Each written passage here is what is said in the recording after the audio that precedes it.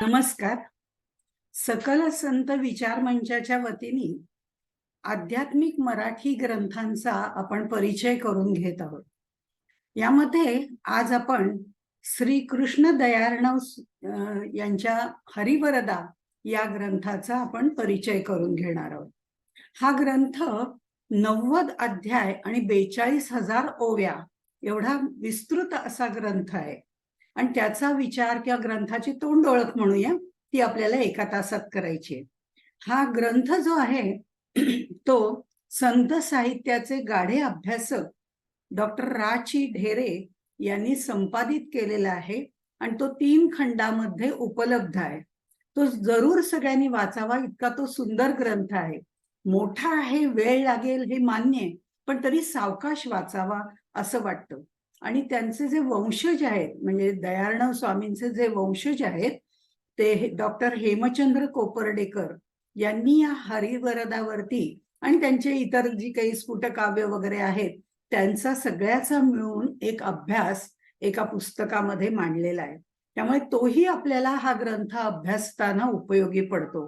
हे सगळं लक्षात घेऊन आपण तो ग्रंथ जरूर वाचावा असं मला वाटतं.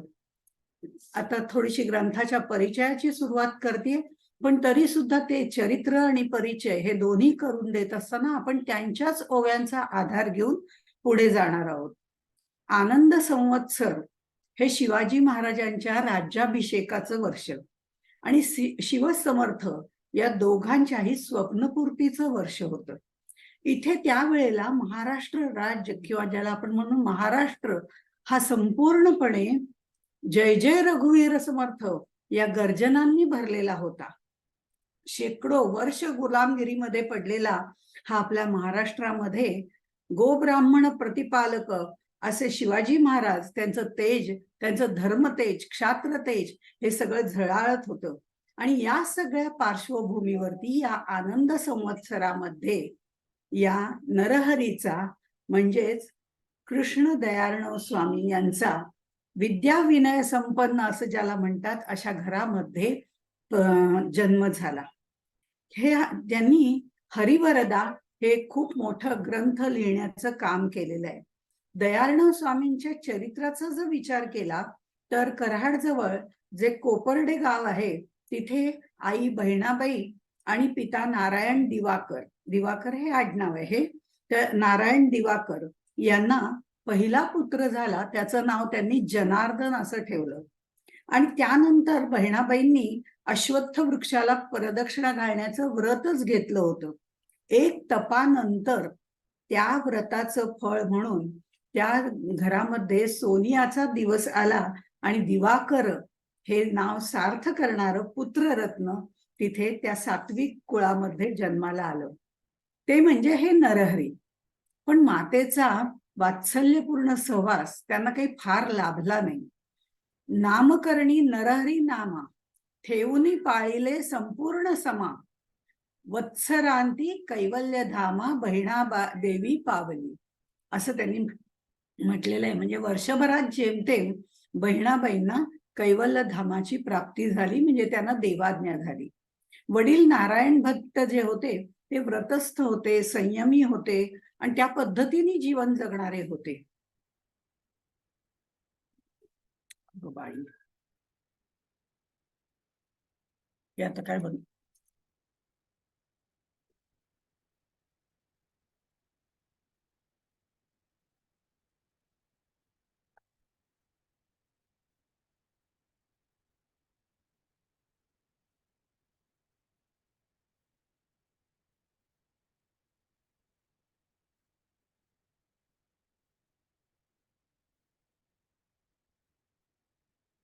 त्यामुळे त्यांनी नरहरीची मुंज लवकर करून दिली, म्हणजे 5व्या वर्षीच केली. आणि व्रतबंधनाचा संस्कार झाल्यानंतर नरहरींनी वेदाध्ययन करायला सुरुवात केली. जेमतेम 10 वर्षाचे असताना वडिलांनी त्यांचा विवाह सुद्धा लावून दिला. म्हणजे ते स्वतः कर्तव्यमुक्त झाले आणि त्यांनी देह ठेवला. म्हणजे वयाच्या 10व्या वर्षीच त्यांना 10व्या 11व्या वर्षी त्यांना मात्या पित्यांचं छत्र त्यांचं नाहीसं झालं. कुटुंबाच्या बरोबर देशाची परिस्थिती त्यावेळेला बदलत होती.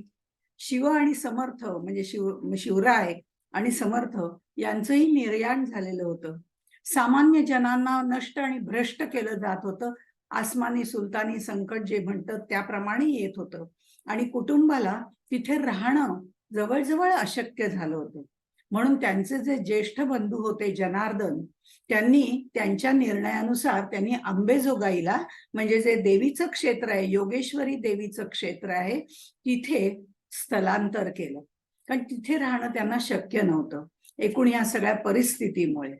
इथे त्यांना म्हणजे अंबेजोगाईला त्यांना गोविंद स्वामी नावाचे सद्गृहस्थ भेटले. त्यांनी श्रावण वद्य अष्टमीला म्हणजे गोकुळ अष्टमीला गुरुमंत्र त्यांना दिला आणि श्रीकृष्णाची उपासना करायला सांगितली. पण मुळामध्ये अत्यंत नम्र असणारे असे हे दयार्णव स्वामी जे होते, श्री कृष्ण दयार्णव असं त्यांना म्हटलं जातं. तर हे जे दयार्णव स्वामी होते त्यांनी त्यांना असं म्हटलं की कालचक्रे आचारहीन, काळाप्रमाणे काही आचार नाहीये माझ्याकडे, कालचक्रे आचारहीन जठर चिंतने अभ्यासविहीन एवं जडमूढ अज्ञान, असं त्यांनी आपलंच वर्णन केलं. आपलंच वर्णन केलं म्हणजे मी एवढा काही परिपूर्ण नाही अभ्यासाने आणि तुम्ही मला ही दीक्षा देते, श्रीकृष्णाची उपासना करायला सांगताय असं त्यांनी म्हटलं खरं.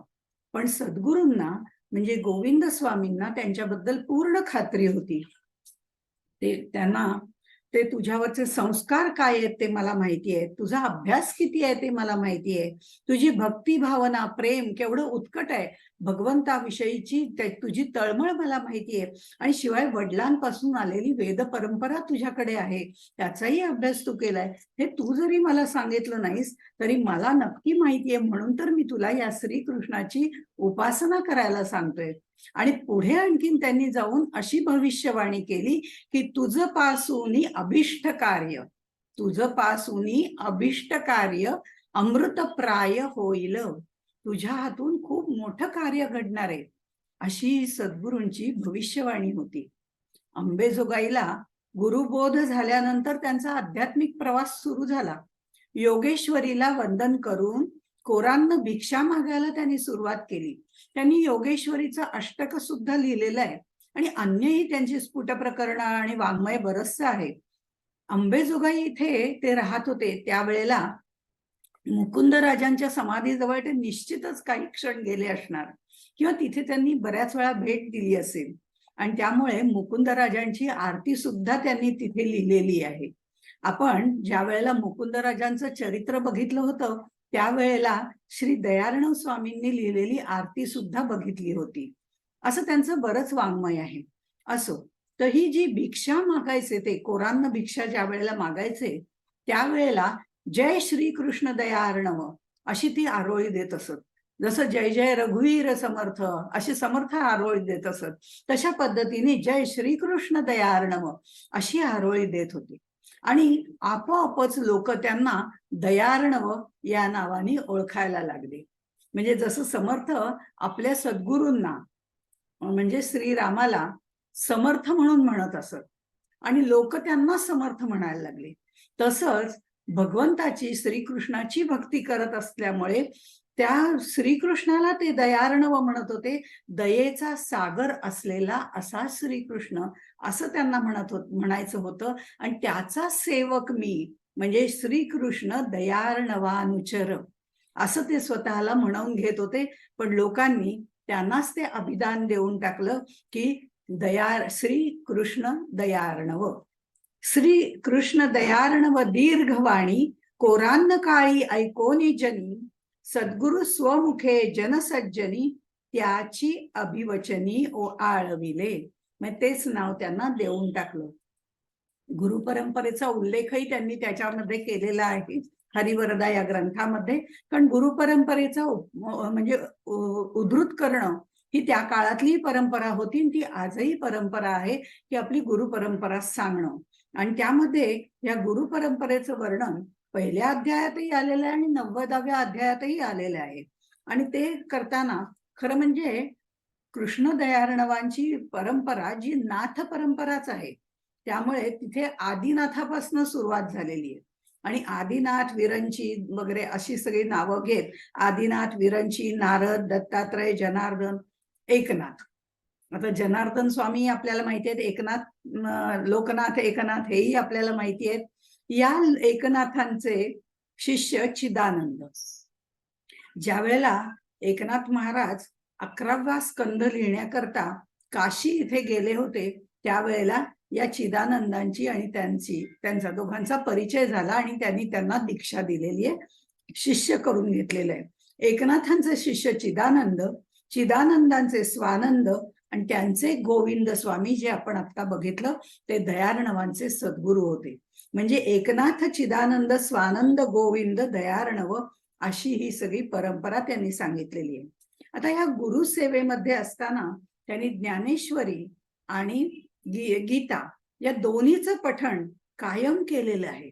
आणि त्याच्यामध्येच ते नरहरी जे आहेत म्हणजे दयार्णव ते जे आहेत ते त्यामध्ये मग्न असायचे.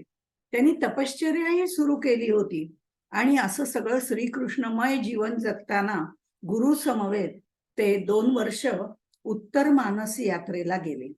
तसंच वाराणसी इथे त्यांनी दशमस्कंदावरती गुरु आज्ञेने काही प्रवचन सुद्धा केली आणि दक्षिण मानस यात्रा सुद्धा त्यांनी केली, द्वारकेची यात्रा केली, त्यावेळेलाही तप केलं. असं सगळं गुरु सहवासामध्ये उत्तम रीतीने चालू होतं. पण अशाच वेळेला मी म्हटलं ना की आनंद संवत्सरात जरी जन्म झाला असला तरी त्यांना दुःखही अनेक भोगावी लागली. आता हे सगळं व्यवस्थित चाललेलं असताना त्यांच्या त्या अंबेजोगाईवर सुद्धा यवनांनी आक्रमण केलं आणि तिथूनही त्यांना स्थलांतर करावं लागलं आणि बीड जिल्ह्यातल्या पिंपळनेर इथे ते स्थायिक झाले.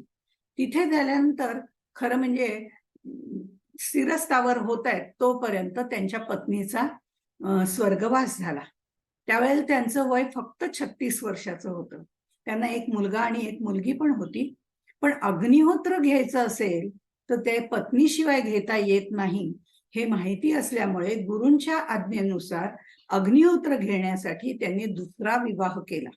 हा सगळा उल्लेख हरिवरदा ग्रंथामध्ये पहिल्या अध्यायामध्ये आहे.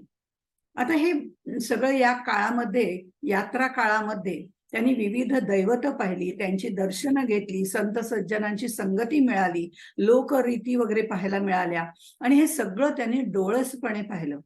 या भारत भ्रमणामुळे त्यांच्या प्रज्ञेला एक प्रकारचं वैभव प्राप्त झालं, अनुभूतीचं वैभव प्राप्त झालं.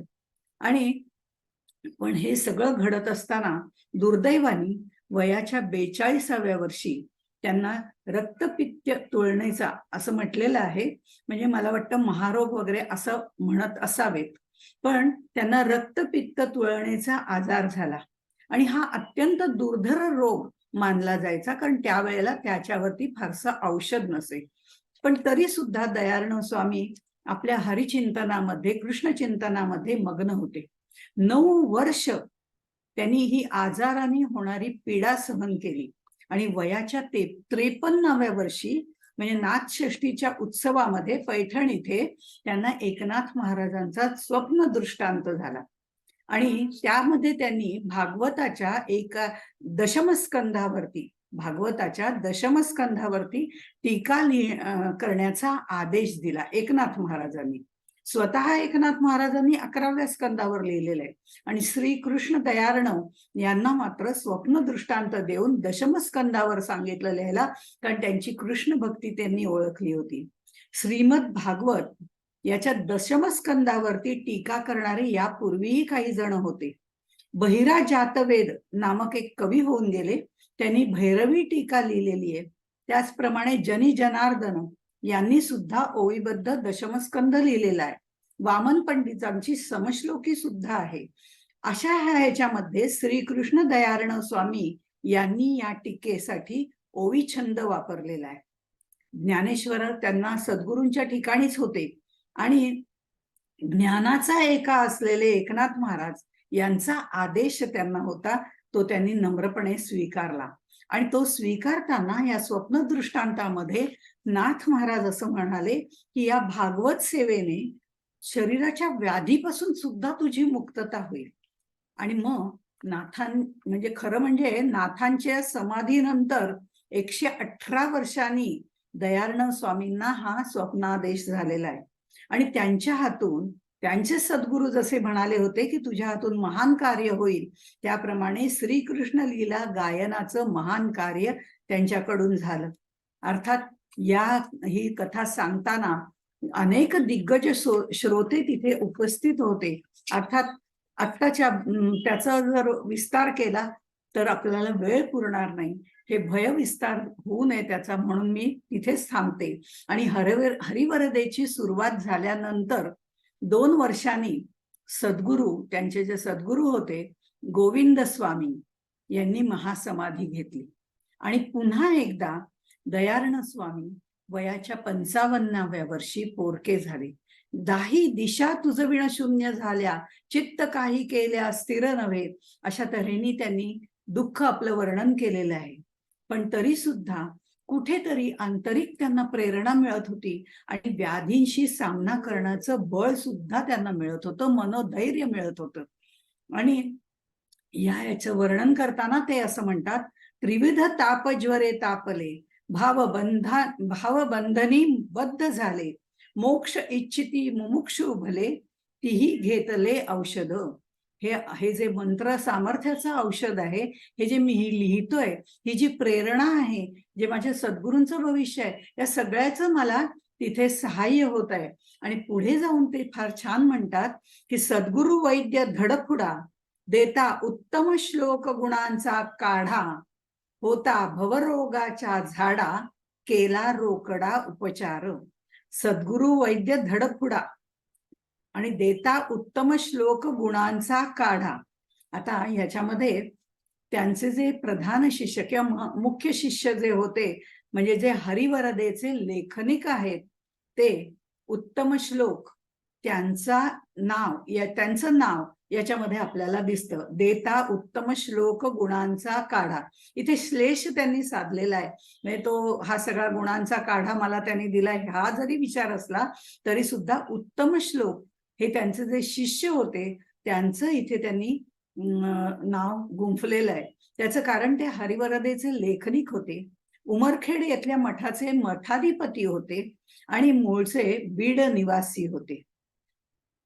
तसंच 88व्या अध्यायामध्ये सुद्धा हा उल्लेख, त्यांचा शिष्यांचा उल्लेख आलेला आहे. ह्या उत्तम श्लोक हे जे शिष्य त्यांचे होते, त्यांची समाधी सुद्धा नंतर श्री कृष्ण दयाळन स्वामींच्या समाधीच्या जवळ बांधलेली आहे. आता एकनाथ महाराजांची आज्ञा झाल्यावर दयाळन स्वामींनी जी रचना केली, त्यावेळेला पदोपदी त्यांनी आपल्या सद्गुरूंचे आभार मानलेले आहेत, सद्गुरूंना वंदन केलेलं आहे. कारण 10व्या दशकावरती या 10व्या स्कंधावरती टीका लिहिणं हे शिवधनुष्य पेळण्या इतकं अवघड काम आहे. त्यामुळे 10वा स्कंद हा जर आपण बघितला तर भागवतामधला भक्तीचा गाभा त्याच्यामध्ये आहे. 11व्या स्कंधामध्ये ज्ञानाचा गाभा आहे, पण दशम स्कंधामध्ये भक्तीचा गाभा आहे. आणि त्यातली रासक्रीडा जर बघितली, त्यातली जी पंचाध्यायी म्हटली जाते, ती तर भागवताचा पंचप्राण आहे. लोकनाथ एकनाथ यांनी 11 स्कंधावर टीका केली आणि दशम स्कंधावरती टीका करताना जर आपण बघितलं तर कर्म, ज्ञान, भक्ती हे सगळे जे हे योग आहेत ते अंतःकरणामध्ये संशय रहित स्थानापन्न व्हावे लागतात आणि ते फक्त भगवत भक्तालाच शक्य होतं आणि तेथे आत्मानुभूती असणं गरजेचं आहे. हे सगळं दयाळन स्वामींच्या अंगी होतं, म्हणूनच हे कार्य होऊ शकलं. मुळामध्ये हा दशमस्कंद जो आहे तो श्रीकृष्णाच्या लीला वर्णन करणार आहे. त्यामुळे तो बुद्धीच्या स्तरावर तर आहेच आहे, पण भावनिक आणि मानसिक दृष्ट्या सुद्धा सक्षम असावं लागतं, तरच त्या लीला वर्णन करताना एक वेगळंच वैभव त्याला प्राप्त होतं. ही मानसिक तरलता जी आहे ती सुद्धा दयाळन स्वामींमध्ये होती. राची ढेरे जे संत साहित्याचे समीक्षक आहेत ते असं म्हणतात, नवद्वारे पुरे देही, अशा 9 दरवाजांच्या देहामध्ये राहणारा हा 10वा जो आहे ना तो आत्मा आहे. आणि त्या 10व्याला ओळखणं, या 10व्याची ओळख त्या अंतरात्म्याची ओळख म्हणजे तत्वम असी, हे सद्गुरूंनी दिलेलं जे आहे की हा आत्माच पिंडात अंतरात्मा म्हणून राहतो, तर ब्रह्मांडात परमात्मा म्हणून राहतो आणि तो मीच आहे हे ज्ञान करून घेणं, असा हा 10व्याकडे नेणारा दशमस्कंध आहे. काय सुंदर शब्दामध्ये लिहिलं. आणि तिथपर्यंत जाण्याची प्रक्रिया करणारे दयार्णव स्वामी आहेत. वयाच्या 24व्या वर्षी ह्या स्कंदावरती लिहायला त्यांनी सुरुवात केली या स्वप्न दृष्टांतामुळे. पण हे पुढे कार्य जवळजवळ 42 वर्ष त्यांचं चालू होतं. त्यामुळे श्रीकृष्ण दयार्णव असं म्हणून कृष्णाची दया ज्यांना प्राप्त झाली असे हे दयार्णव स्वामी. आणि गोविंदाचे शिष्य म्हणजे गोविंद म्हणजे शमदमादी इंद्रियांवर ताबा असणारे असे हे दयार्णव स्वामी यांच्या भगवत भक्तीचे रंग आणि भक्तीचे तरंग या सगळ्या हरिवरदा या ग्रंथामध्ये उतरलेले आहेत. आणि वाङ्मयीन रत्नांनी ही ठासून भरलेली अशी ही हरिवरदा ही ग्रंथरचना किंवा काव्य संपदा आपल्याला म्हणता येईल. ही आनंदाच्या सागरामध्ये सर्व भक्तांना डुंबवून ठेवते. आनंदाचे दोही अशा प्रमाणे भक्ती तरंग उठत राहतात, असं हे हरिवरदाचं सगळं वर्णन केलेलं आहे. पहिला अध्यायातला बराचसा भाग आपण ह्या चरित्र कथनामध्ये घालवला आणि दुसऱ्या अध्यायामध्ये खरं म्हणजे कथा प्रारंभ होते.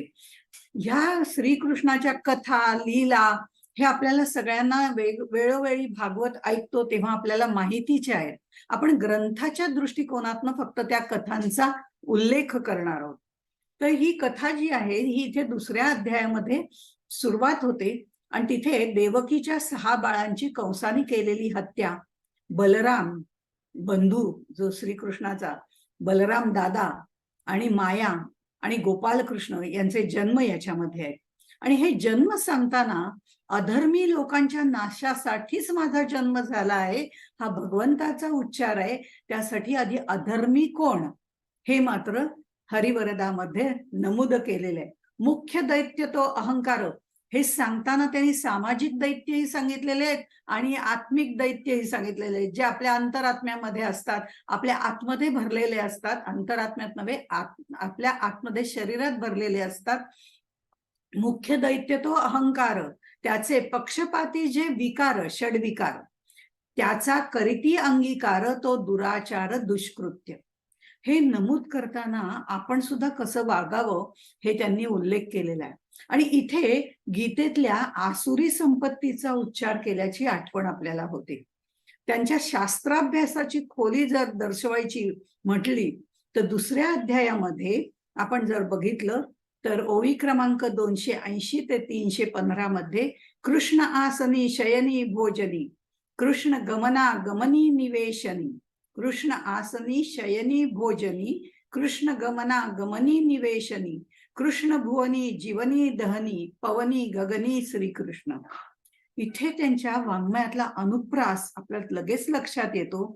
आणि तसंच हा अंतरात्मा सर्वत्र भरलेला आहे हे कशा दृष्टीने त्यांनी मांडलंय हेही लक्षात येतं. तोगे तोची तो राम सर्वत्र पाहे असं समर्थ म्हणतात. त्याप्रमाणे यांनी कृष्ण आसनी शयनी भोजनी असं वर्णन केलेलं आहे. आणि हे वर्णन ज्या वेळेला आपण ऐकतो किंवा वाचतो त्यावेळेला आपल्याला जनाबाईंची सुद्धा आठवण होते. देव खाते देव पिते देवावरी बी झोपते असं त्यांनी म्हटलेलं आहे. मुद्दामून ह्या सगळ्या गोष्टी आपण सांगतो कारण भगवद्गीता, जनाबाई वगैरे हे ग्रंथ आपण ऐकलेले आहेत, वाचलेले आहेत, भागवत आपण ऐकलेले आहे. पण हरिवरदा हा ग्रंथ 90 अध्याय आणि 40,000 ओव्यांचा असल्यामुळे त्या तुलनेत थोडासा मोठा आहे, विस्तार झालेला आहे, तो थोडा कमी वाचला गेला असावा. त्यामुळे हे सगळे संदर्भ दिले की तो ग्रंथ उकलायला आपल्याला जास्त मदत होते. तसंच आद्य शंकराचार्यांचा उच्चारही ते करतात आणि तशा व्याख्याही त्यांनी तयार करून या ग्रंथामध्ये लिहिलेल्या आहेत. ते दुसऱ्या अध्यायात असं म्हणतात, 300वी ओवी आहे, ऋत ते सुनृत भाषण, सत्य म्हणजे समदर्शन, हेची भाष्यकार व्याख्यान शंकर भगवान बोलिला. हेची भाष्यकार असा उच्चार त्यांनी केलेला आहे. त्यांची परंपरा जर आपण बघितली तर आदिनाथाची परंपरा आहे. नाच परंपरा आहे. त्यामुळे त्यांनी शंकर भगवान बोलिला असं म्हटलेलं आहे. म्हणजे भगवान शंकरांनी हे सांगितलेलं आहे, हाही अर्थ त्यातनं ध्वनित होतो. पण दुसरं, अद्वैत तत्वज्ञानाचे जे प्रणेते आहेत आदि शंकराचार्य, त्यांचा उल्लेखही त्यांनी केलाय. माऊली ज्ञानदेवही त्यांचा उल्लेख करतात. भाष्यकारां ते वाटपुस्तू असं तेही करतात. तसं मुकुंदराजही त्यांचा उल्लेख करतात. शंकरोक्तीवरी म्या बोलली वैखरी. तसंच यांनी सुद्धा हा उल्लेख केलेला आहे. हेची भाष्यकार व्याख्यान शंकर भगवान बोलिला. इथे दोन्ही अर्थ इथे ध्वनित होतात. असो, हा त्यांचा एक तत्वज्ञानाचा त्यांनी त्या आद्य शंकराचार्यांना केलेलं नमनच म्हणता येईल. आता ह्या मातेला म्हणजे देवकी मातेला कोणताही त्रास न होता वैकुंठाधिपती भगवंत प्रगट झाले आणि देवकी मातेने त्यांची अत्यंत सुंदर अशी स्तुती केलेली आहे. ती सुद्धा अप्रतिम आहे. वस्तू, अव्यक्त, व्यक्त असे जे काही परमार्थातले शब्द आहेत ना, त्या शब्दांचा अर्थ इथे दयार्णव स्वामींनी व्यक्त केलेला आहे, स्पष्ट केलेला आहे. तसंच पुढच्या अध्यायामध्ये जर आपण तिसऱ्या अध्यायात बघितलं तर तिथे सुद्धा साधना, प्राणायाम, कालचक्र कसं आहे, या सगळ्या गोष्टी त्याच्यामध्ये सांगितलेल्या आहेत. म्हणजे हा ग्रंथ सर्वसमावेशक असा ग्रंथ आहे. आणि चौथ्या अध्यायामध्ये जर आपण बघितलं तर कंस देवकी यांचा संवाद आहे. करुण रसाने अत्यंत परिपूर्ण असा आहे. त्यामुळे तीही स्तुती म्हणा किंवा तो संवाद म्हणा अत्यंत सुंदर आहे. पण त्याच्यामधला आणखीन एक वेगळेपण असं आहे की भैरव भूपाळ बिलावल विकास रामकली मंजुळ असा वेगवेगळ्या रागदारींचा उल्लेख सुद्धा या आपल्याला अध्यायामध्ये पाहायला मिळतो, चौथ्या अध्यायामध्ये. कारण इथे प्रातःकाळी होणारे जे सगळे व्यवहार लोकांचे चालू होतात त्याचं सुंदर वर्णन करताना या संगीताच्या रागदारीचा त्यांनी उपयोग केलेला आहे. यावरनं श्रीकृष्ण दयार्णव यांना संगीताची जाण होती हेही आपल्या लक्षात येतं. पाचव्या अध्यायामध्ये गोकुळातला आनंदोत्सव त्यांनी वर्णन केलेला आहे. गोपींच्या आभूषणाचं वर्णन केलंय आणि हे चित्रण आपल्या डोळ्यासमोर जसं तसं उभं राहतं. सहाव्या अध्यायामध्ये नामस्मरण त्यांनी त्याचं महत्व वर्णन केलेलं आहे. अर्थात ते अनेक संत महंतांकडनं आपणही ऐकलेलं आहे. पण याच्यामधलं वेगळेपण असं की ज्ञानदान करणारे ब्राह्मण आणि त्यांना आणि अन्य समाजाला त्रास देणारे ते राक्षस, अशा या समाजाचं वर्णन तिथे त्यांनी केलेलं आहे. नामस्मरणाचं महत्व तर आहेच आहे, पण त्यावेळेला त्यांनी काही नीती नियम सांगितलेले आहेत जे सदा सर्वदा आपल्याला म्हणजे सर्वकालीन आहेत असं म्हटलं तरी हरकत नाही. हे सांगताना इथे थोडंसं पूतनेचं पण आख्यान येतं आणि ते म्हणताना त्यांनी म्हटलेलं आहे, कृष्णे प्राशिले नाही स्तन, कृष्णे प्रासिले नाही स्तन, शोषिले संचित क्रियमाण. म्हणजे कृष्ण लीलांच्या भागाचं म्हणजे पुतनेचं वगैरे वर्णन करण्याची गरज नाहीये. पण इथे म्हणताना भगवंतानी काय शोषण केलं तर संचित क्रियमाण हे सगळं त्यांनी शोषून घेतलंय असा वेगळा आध्यात्मिक अर्थ सुद्धा आपल्याला त्याच्यामध्ये मिळतो. आणि त्याचबरोबर संध्याकाळी म्हणजे गोरज स्नान ज्याला म्हटलं जातं, त्या गोरज स्नानाचं जेव्हा वर्णन केलेलं आहे त्यावेळेला त्यांनी आयुर्वेदिक उपचारांचं महत्व त्याच्यामध्ये सांगितलेलं आहे. 8वा अध्याय तर आपला गुरुस्तवनाचा अध्याय आहे आणि तिथे आपल्याला गुरुगीतेची कुठेतरी आठवण येते. ध्यानमूलम गुरुमूर्ती, मंत्रमूलम श्री गुरु उक्ती असं त्यांनी म्हटलेलं आहे. गुरुकृपे विण सायुज्य मुक्ती प्रशंसती ते मूर्ख. म्हणजे ध्यानमूलम गुरुमूर्ती हा कुठेतरी आपल्याला त्याचा एक मध्ये कुठेतरी झलक आपल्याला दिसते. थोडंसं संस्कृत प्रचुरही त्यांचं वाङ्मय आहे. आणि इथे पुढच्या ओळीमध्ये जे ते म्हणतात 8वा सप्रेम 8वा, हाही श्लेष त्यांनी केलेला आहे. 8वा म्हणजे 8वा अवतार श्रीकृष्णाचा, 8वा सप्रेम 8वा. आता ह्याच्यातही आपल्याला ज्ञानेश्वर माऊलींच्या अभंगाची आठवण येते. त्याच्यामध्ये ज्ञानेश्वर माऊली असं म्हणतात, 7वा अवतार 8वा वेळोवेळा. बाप रखुमा देवी वरू विठ्ठल सावळा. 7वा अवतार 8वा वेळोवेळा. म्हणजे इथे हा 7वा अवतार श्रीरामाचा आहे, पण 8वा अवतार वेळोवेळी 8वा असं त्यांनीही म्हटलेलं आहे. आता ह्या दयार्णव स्वामींना गीता आणि ज्ञानेश्वरी मी म्हटलं त्याप्रमाणे दोन्ही प्रिय होते. त्यामुळे यामध्ये दयार्णवांनी भगवद्गीतेचा वेळोवेळी काही काही श्लोकांचा उल्लेख त्यांच्या भाषेमध्ये केलेला आहे. आणि त्यामुळे ते असं म्हणतात, भगवद्गीतेचे सप्तमाध्यायी स्वमुखे बोलिला शेषशाही, की जो जो भजेल जे जे देही तेथे ठाई प्रेम प्रगटे. आता हरिवरदामध्ये एकनाथ महाराजांचा तसंच ज्ञानेश्वर माऊलींचा स्पष्ट प्रभाव आपल्याला दिसतो. कारण ज्ञानेश्वर माऊलींचे विश्वात्मके देवे किंवा अवधान द्यावे वगैरे हे शब्द आपल्याला इथे पाहायला मिळतात. आद्या वेद प्रतिपाद्या वगैरे हेही शब्द आपल्याला पाहायला मिळतात. तसंच गीतेच्या बाबतीत जर मी म्हटलं की धर्म रक्षणासाठी अवतार घेतलेल्या भगवंताबद्दल ते म्हणतात, करावया साधू संरक्षण. 11व्या अध्यायात म्हणतात, करावया साधू संरक्षण, भूभार दुष्ट संहरण आणि धर्माचे संस्थापन इतुके कारण अवतारा. यदा यदा हि धर्मस्य असं म्हटलेलं आहे त्याप्रमाणे. अशा वेळी कृष्ण दयार्णवानी सुद्धा बघा, आता त्यांना सुद्धा परचक्राच्या मुळे किंवा आसमानी नव्हे सुलतानी संकटांमुळे भीतीने वेगवेगळ्या वेळेला वेगवेगळं गाव सोडून जावं लागलं होतं. माया बहिणींची सगळ्यांची अब्रू दिवसा ढवळ्यात लुटली जात होती आणि अविचार वाढत होता, अधर्म वाढत चालला होता, व्याभिचार वाढत होता, मदिराक्षीचं प्रस्थ माजलेलं होतं. अशा काळामध्ये सर्व सामाजिक शांती भंग पावली होती. त्याचं वर्णन करताना सुद्धा ते म्हणतात, राजेची मातृपितृ घाती. अनेक राजांनी आपल्या आई वडिलांना मारलेलं आहे.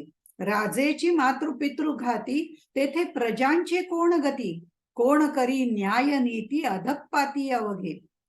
पथिकांचे नग्नी करणे, कुलस्त्रियांची वस्त्रहरणे, असे हे लेंछांनी केलेले अत्याचार सुद्धा त्यांनी वर्णन केलेले आहे. असं सगळं करताना त्यांनी कुठेतरी भगवंतानी आता अधर्माच्या विरुद्ध येण्यासाठी तिथे उभं राहण्यासाठी अवतार घेतला पाहिजे असंही त्यांना वाटतं.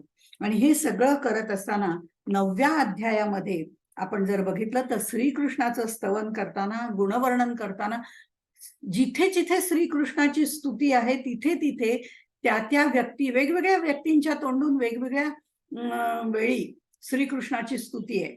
आणि ही स्तुती करताना श्रीकृष्ण दयार्णव भारावून जातात. आता यशोदा कृष्णाचं जेव्हा चिंतन करते, त्या श्रीकृष्ण प्रेमात ती डुंबून जाते.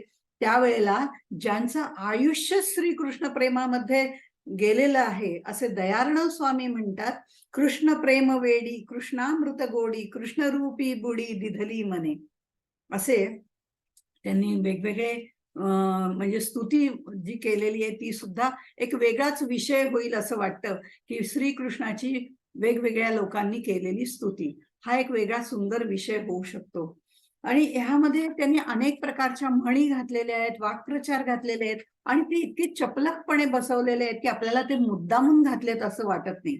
गोकुळातल्या खेळांचे प्रकार, ब्रह्मदेवाचं अहंकार निराकरण, सृष्टी शोभा, कालिया मर्दन, अशा सगळ्या प्रसंगाचं वर्णन करताना त्यांचं भाषा सौंदर्य जे आहे तो भाषा सौंदर्याचा वसंत ऋतूच फुलत गेलेला आहे.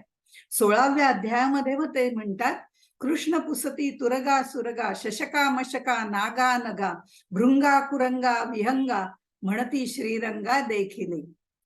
किती तालबद्ध आणि लयबद्ध अशी ही सगळी रचना आहे. आणि ह्यामध्ये त्यांचं असामान्य असं भाषा प्रभुत्व आपल्याला दिसतं.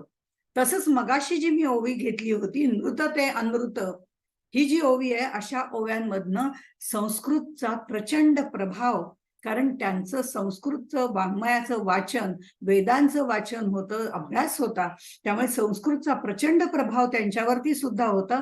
पण तरी सुद्धा फक्त पांडित्याचं दर्शन आपल्याला तिथे होत नाही, फक्त मराठी भाषेत ते सौंदर्य तेथे लक्षात येत नाही. ते तर सगळं आहेच, पण त्या व्यतिरिक्त त्यांनी नवीन नवीन शब्द मराठी तयार केलेले आहेत आणि ते समर्पक असे शब्द योग्य वेळी वापरलेले आहेत. ही शब्दरचना सुद्धा त्यांची अत्यंत महत्वाची आहे.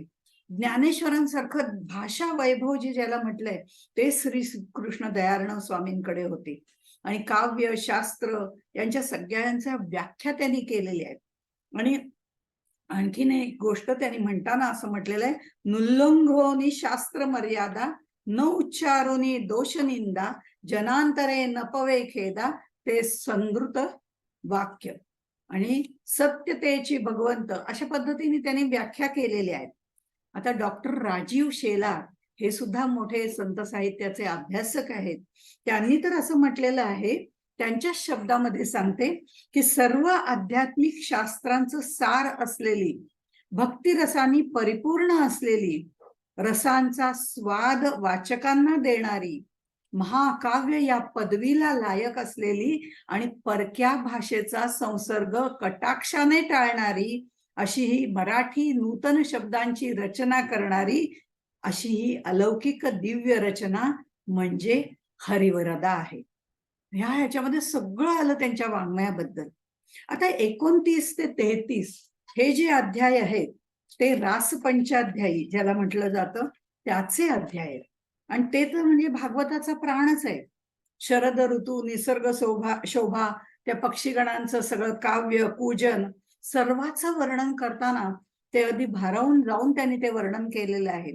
आणि वेणुगीतामध्ये कृष्णमय सगळ्या गोपी झालेत त्याचंही वर्णन केलंय. वेणुगीत म्हणजे भक्ती वैभवाने अगदी परिपूर्ण असं ते वर्णन त्याच्यामध्ये आपल्याला दिसतं. आणि रासक्रीडा ही पंचाध्यायी मधला उत्कट बिंदू आहे. गोपी कशा अवस्थेत वनामध्ये आल्या, कृष्णाने त्यांना कसं परत जायला सांगितलं, त्यांचा उपदेश काय, त्यांनी पतिसेवा कशी करावी, मग प्रत्यक्ष रासक्रीडा, असं सगळं वर्णन अवर्णनीयच आहे. आता मगाशी मी वामन पंडितांच्या समश्लोकीचा उल्लेख केला होता. अशीच समश्लोकी 31व्या अध्यायामध्ये 21 कडव्यांची समश्लोकी श्री कृष्ण दयार्णव स्वामी यांनी इथे वर्णित केलेली आहे, त्याची नोंद केलेली आहे. समश्लोकी आहे, हरिदयार्णवा प्रेम गौरवा, हरिदयार्णवा प्रेम गौरवा, प्रगट हो सख्या तोष दे जीवा, असं त्याचं ध्रुवपद आहे. आणि हे ध्रुवपद घेऊन 21 कडव्यांची त्यांनी समश्लोकी केलेली आहे.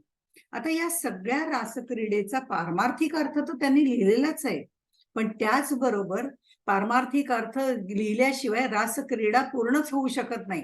आपण भागवतातही ते बघतो की त्याचा पारमार्थिक अर्थ काय आहे. पण त्याचबरोबर हरिवरदेचं वैशिष्ट्य हे आहे की कामशास्त्रातल्या 16 प्रकाराचं वर्णन त्यांनी केलेलं आहे आणि कुठेही अश्लीलता त्यामध्ये नाही, हे वैशिष्ट्य आहे. रतिप्रसंगाकडे पाहण्याची विरक्त दृष्टी आपल्याला लक्षात येते. आणि त्याच वेळेला त्यांनी जीवनमुक्त आणि अवताराचं आचरण या दोन मध्ये फरक आहे. तो फरक त्यांनी स्पष्ट केला आहे. आणि ते म्हणतात, त्या माझी जे जीवनमुक्त, त्या माझी जे जीवनमुक्त, निर्विकल्प समाधिस्थ, ईश्वरावतार मूर्तिमंत, कर्मातीत जनांसी, त्यासी कैसे पाप पुण्य, स्वर्ग नरक जन्म मरण, प्रारब्ध होय क्षीण, पुढे क्रियमाण न होऊ शके.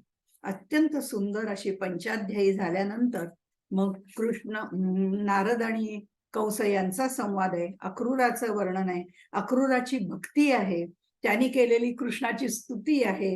आणि मग 41व्या अध्यायामध्ये मथुरेमध्ये या दोघांचा प्रवेश आहे. बलराम दादा आणि भगवान श्रीकृष्ण यांचा मथुरेमधला प्रवेश आहे.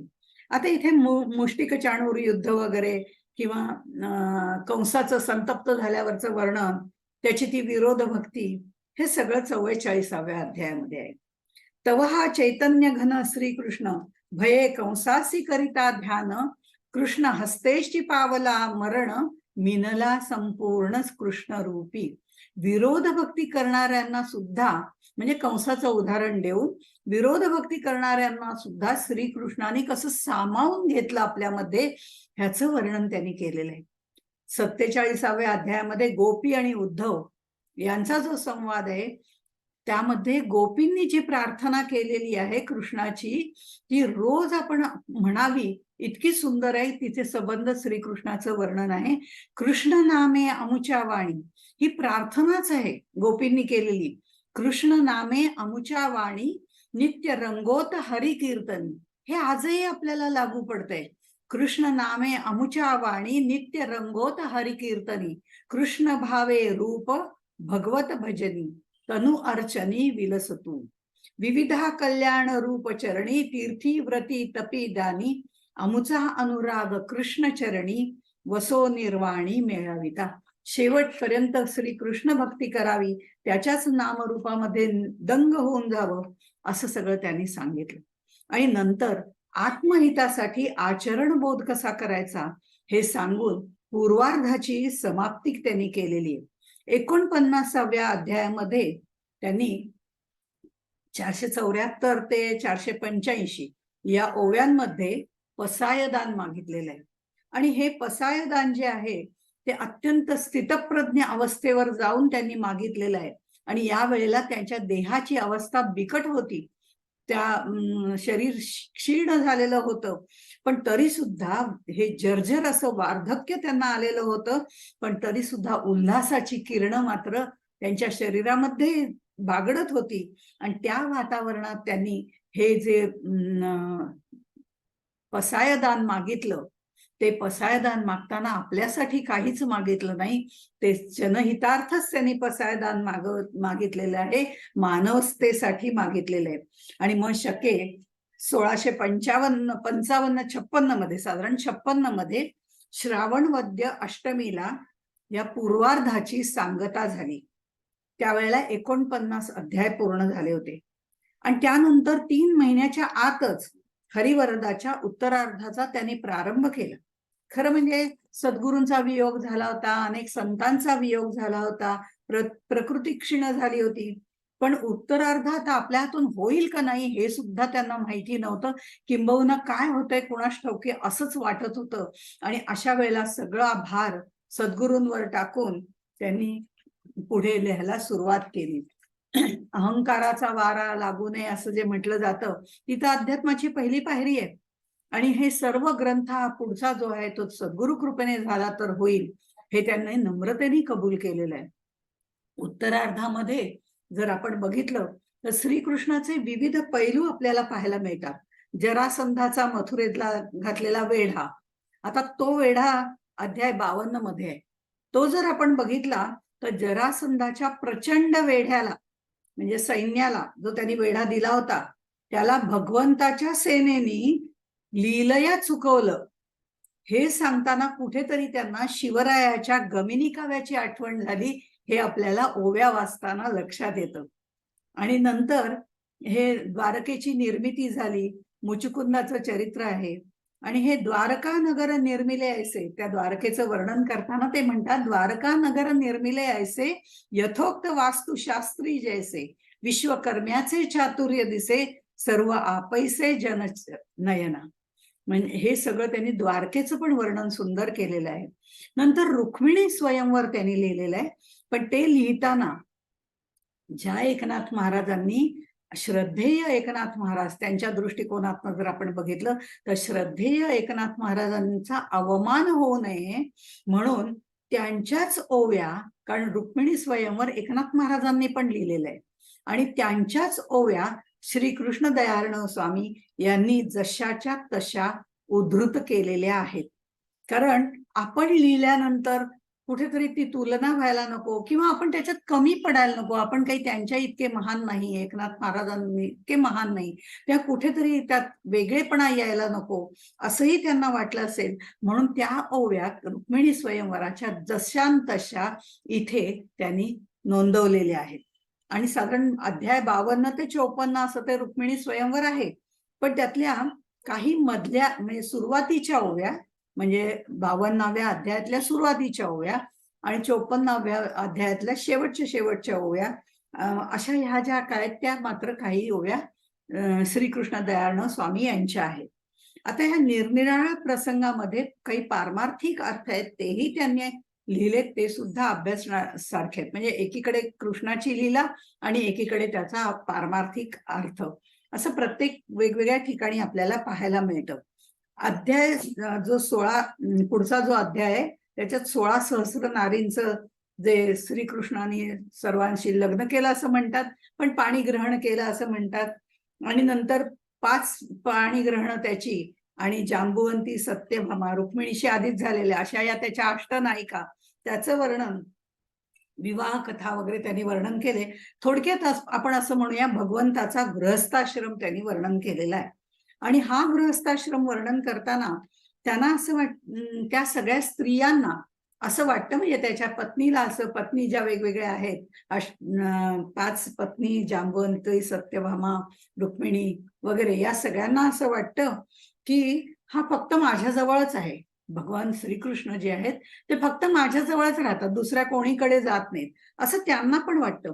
पण दयाळन स्वामी म्हणतात की तो पूर्णपणे ब्रह्मांडाला व्यापलेला आहे आणि तो कशातच अडकलेला नाही, हे मात्र या अबला स्त्रियांना कळत नाहीये. ऐसे मानती सर्व ही अबला, की सर तो माझ्याच जवळ आहे. ऐसे मानती सर्व ही अबला, नेणती कृष्णाची अतर्क्य लीला, तो व्यापुनी ब्रह्मांड गोळा वेगळा उर्वरित असे. तो तर हे सगळं ब्रह्मांड व्यापून दशांगुळे उरलेला आहे. अशा तऱ्हेने ते वर्णन, गृहस्थाश्रमाचं वर्णन वेगवेगळ्या प्रकारे केलेलं आहे. राजसूय यज्ञ, श्रीकृष्णाची पूजा, जरासंधाचं किंवा शिशुपालाचा वध, ही वर्णन आहे. श्रीकृष्णाची स्तुती मी मगाशी म्हटलं त्याला अनेक वेळेला येते, ते इथे सुद्धा अग्रपूजेच्या वेळेला सुद्धा त्याची स्तुती आलेली आहे. आता त्यानंतर 82व्या अध्यायात हे सगळे मधले अध्याय या सगळ्या गोष्टी वर्णन करणारे आहेत आणि त्यामध्ये वेगवेगळी श्रीकृष्णाची लीला आणि त्याच्याबरोबर त्याची स्तुती असं पण आहे. कौरव पांडवांचं जेव्हा युद्ध झालं त्यावेळेला भगवंताचं वय, म्हणजे श्रीकृष्ण अवताराचं वय, श्रीकृष्णाचं वय 90 वर्षाचं होतं असं अभ्यासकांचं म्हणणं आहे. आणि ह्या सगळ्याचं वर्णन करून 82व्या अध्यायामध्ये कुरुक्षेत्राचं वर्णन केलेलं आहे, त्या युद्धाचं वर्णन केलेलं आहे. आणि मग नंतर ते सगळं युद्ध झाल्यानंतर कृष्ण कथा, कृष्णाची यशोगाथा हे ऐकताना सगळ्यांना किती आनंद प्राप्त होतो. त्याच्या जोडीला आणखीनही सुदामाची कथा वगैरे किंवा भृगु ऋषींची कथा, या सगळ्या कथा म्हणजे उपाख्यान ज्याला म्हटलं जातं, तेही त्यांनी दिलेलं आहे. आता याच्यामध्ये व्यासादिक ऋषी महर्षी जे आलेले आहेत, त्यांचं जे आगमन झालेलं आहे, त्यावेळेला त्यांनी कृष्ण आणि बलराम दादांचं दर्शन घेतलं, त्यांचं पूजन केलं आणि त्यावेळेला ते पूजन करून त्यांची स्तुती या सगळ्या लोकांनी केलेली आहे आणि भगवंताची, तेही खूप छान त्यांनी वर्णन केलंय. आणि हे सांगताना भगवंत असं म्हणतो की हे जे ऋषी मुनी सगळे माझ्या समोर बसलेले आहेत तेच खरे म्हणजे परमात्म्यापर्यंत नेणारे आहेत. त्यांच्या दर्शने कल्याण प्राप्ती, म्हणजे या सगळ्या ऋषी मुनी संत महंत आपणही म्हणतो ना की सदा संगती सज्जनांची धरावी, असं आपल्याला अनेक संतांनी सांगितलेलं आहे. तसंच दयार्णव स्वामी म्हणतात, फक्त ते कृष्णाच्या तोंडून वदवतात आणि या ऋषीमुनींच्या काळाप्रमाणे कृष्णाच्या वधून ते सांगतात आणि आपल्याला ऋषीमुनींबद्दल ते म्हणतात, त्यांच्या दर्शने कल्याण प्राप्ती, स्पर्शाने समस्तानघ निवृत्ती, नम्रपणे आत्मसंवित्ती, अमृता वाप्ती पादार्चने.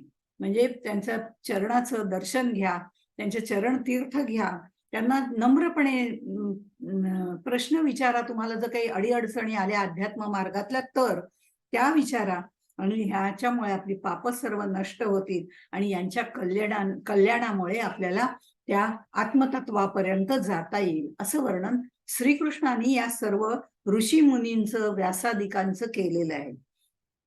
इथे श्रीकृष्ण दयार्णव स्वामींनी म्हणजे हे जे सगळे वेदांनी सुद्धा भगवंताची स्तुती केलेली आहे, वेदांनी, तर ते जे वर्णन केलेलं आहे त्यावेळेला असं वाटतं की त्यांच्या तोंडून सगळे शब्द मोती भराभर ओघळत आहेत आणि मग ते या ग्रंथामध्ये बंदिस्त झालेले आहेत आणि ती कृष्ण स्तुती जवळजवळ 87व्या अध्यायापर्यंत आपल्याला पाहायला मिळते.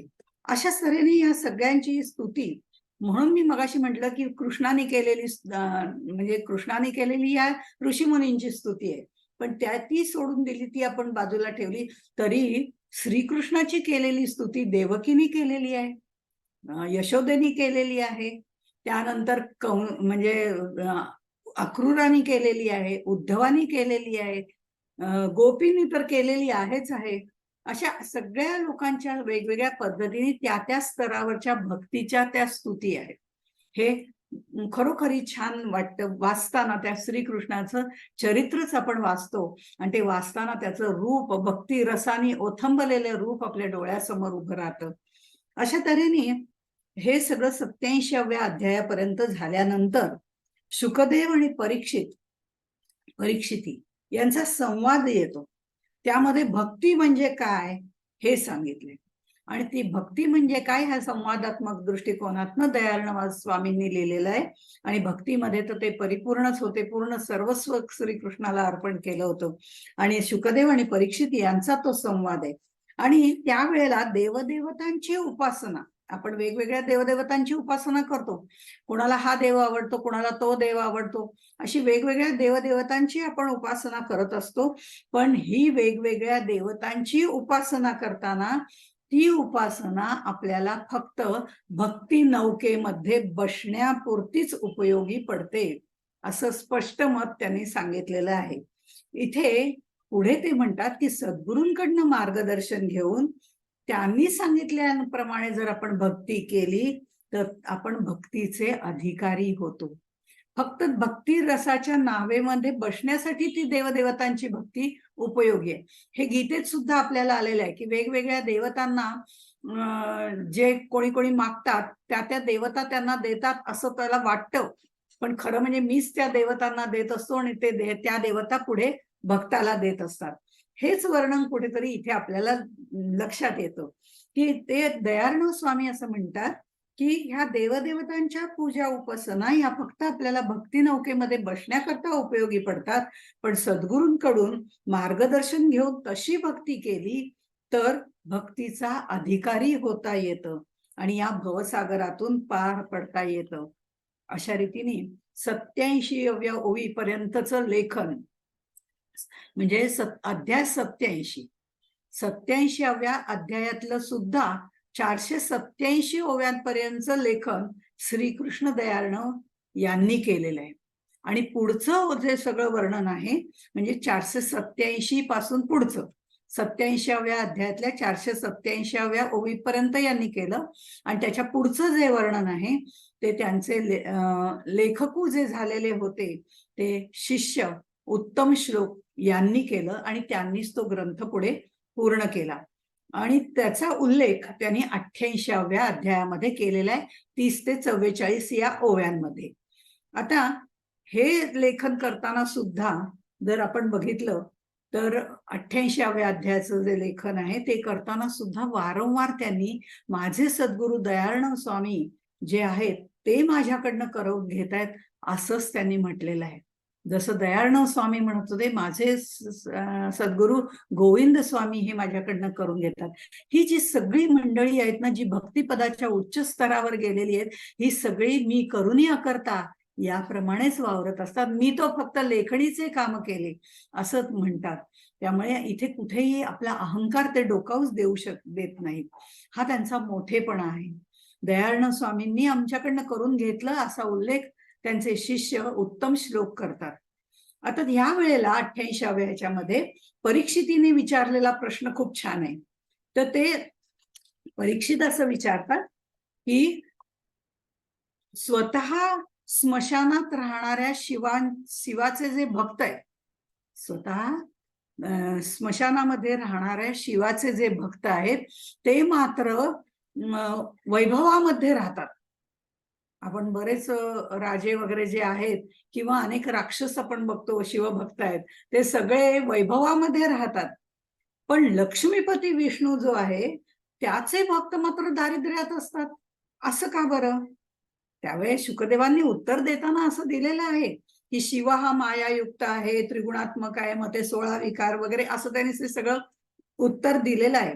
उत्तर सुंदर आहे, पण मला असं वाटतं की विष्णू अवतार श्रीकृष्ण जो आहे तो विष्णूचा अवतार आहे आणि त्यामुळे त्याचं वर्णन किंवा त्याचं महत्व, विष्णूचं महत्व, विष्णूचं निर्गुणात्मक स्वरूप हे त्यांना तिथे ठसवायचं आहे. कारण आपल्याकडे बघा, ज्या वेळेला आपण शिवाचा ग्रंथ वाचायला सुरुवात करतो किंवा शैव लोकांचा ग्रंथ वाचायला सुरुवात करतो, त्यावेळेला तिथे शिव हा प्रमुख मानला जातो आणि तोच सगळं निर्माण करणारा, तोच सगळं संहार करणारा वगैरे असं मानलं जातं.